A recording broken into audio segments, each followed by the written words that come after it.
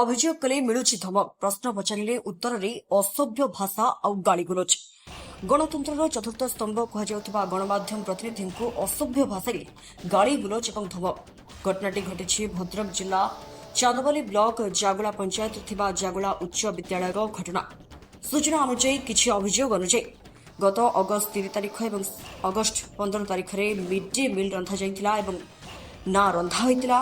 ଏହି ପ୍ରଶ୍ନ ପଚାରିବା ପାଇଁ ଗଣମାଧ୍ୟମର ପ୍ରତିନିଧି ବିଦ୍ୟାଳୟ ପ୍ରଧାନ ଶିକ୍ଷକଙ୍କୁ ଯୋଗାଯୋଗ କରିବାକୁ ଚେଷ୍ଟା କରିଥିଲେ, ହେଲେ ପ୍ରଧାନ ଶିକ୍ଷକ ଫୋନ୍ ନ ଉଠାଇ ବିଦ୍ୟାଳୟର ପିଅନଙ୍କ ଦ୍ୱାରା ଗଣମାଧ୍ୟମର ପ୍ରତିନିଧିଙ୍କୁ ଅସଭ୍ୟ ଭାଷାରେ ଗାଳିଗୁଲଜ କରିଥିଲେ। ଏନେଇ ଗଣମାଧ୍ୟମର ପ୍ରତିନିଧି ସିଆର୍ସିଙ୍କୁ ଯୋଗାଯୋଗ କରିବାରୁ ସିଆର୍ସି କହୁଛନ୍ତି ବୁଝିବା। ଏଠି ସାଧାରଣରେ ପ୍ରଶ୍ନ ଉଠୁଛି, ପ୍ରକୃତରେ ଯଦି ବିଦ୍ୟାଳୟରେ କିଛି ଘୋଟାଲା ହୋଇନାହିଁ ତାହେଲେ ଗଣମାଧ୍ୟମ ପ୍ରତିନିଧିଙ୍କ ପ୍ରଶ୍ନର ଉତ୍ତର ନ ଦେଇ ମିଳୁଛି ଧମକ।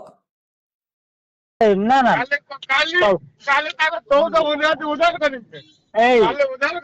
ତ ସେଇଠି ତମ ୟୁପି ସ୍କୁଲର ପାଠ ପଢା ହଉନାହିଁ,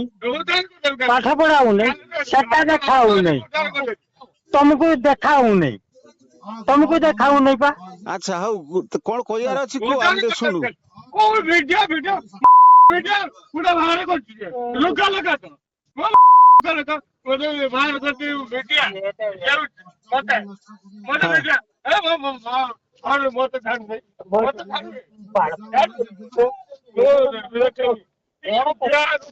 ଧାମରାରୁ ନରେନ୍ଦ୍ର ଲେଙ୍କାଙ୍କ ରିପୋର୍ଟ, ସ୍ୱତନ୍ତ୍ର ଓଡ଼ିଶା ଲାଇଭ୍।